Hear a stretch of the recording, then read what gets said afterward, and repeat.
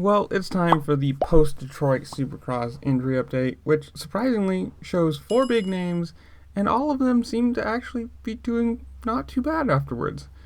This obviously being the big one, taking out the 2 Cooper Webb and Chase Sexton, who both have since gone to Instagram and posted, as you can see, Chase saying, "Wrong place, wrong time. Thankful to walk away from that one with some minor bruises. Hope you're all good, Cooper Webb. See you soon at Indy." So obviously, you can see from the picture, he had some pretty gnarly road rash or tire rash, whatever you want to call it. Both of them having to go down for a few minutes, and Cooper Webb saying himself, "Glad we both walked away from that one in Detroit. I made a mistake that ended Chase and I's night. That one's on me. Thought I could get away and salvage some points." So, no blame to either one of those. Or either Raider, obviously. Chase was just in a bad position, trying to go for the pass. Cooper, who knows if he was trying to triple, gain some speed or time, or just forgot where he was on the track. And it's a racing incident. You can't blame anyone for that. The worst part is Cooper got hit by Chase's wheel and then peg, and then Chase got hit by his own bike. It's just a very unlucky thing, very unlucky situation for both of them to be in, and KTM Racing did provide their own little press statement. Otherwise, the 2 other, as you can see, they were both just laying on the ground. I'm assuming probably pretty banged up, pretty bruised, pretty sore, but as far as anything's been said, nothing's actually broken, or no tears in MCLs, ACLs, no shoulder, whatever. Nothing, no big injuries between the 2 of them for a pretty big crash. We're just gonna there is a lot to watch on that. Considering just how bad it looked, it's really good that both of them are not injured. Both of them are going to be racing again in Indianapolis. Both of them are fine. There's no drama between the 2 of it.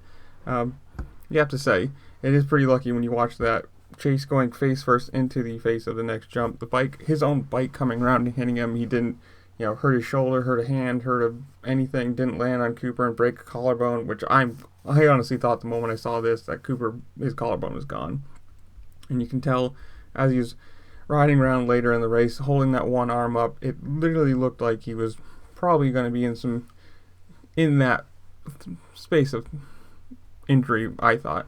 He did end up remounting his bike and riding around for another 3 laps before the AMA black flagged him, trying to salvage some points, trying to end up ahead of as much as he can get out of this. And you can see right there, he's just rolling around the jumps. But, good on him. I'm assuming that arm was in some serious pain.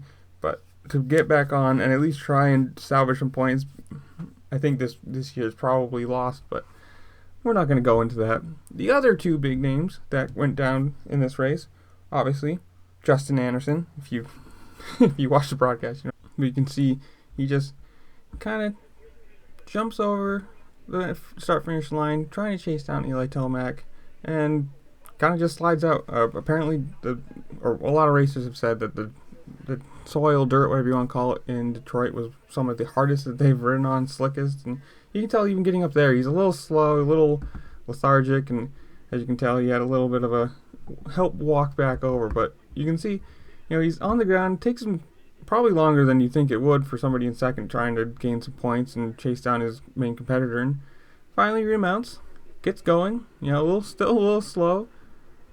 You can probably tell. Here he goes. 1, 2, and then he just kind of off the track, he goes to the left.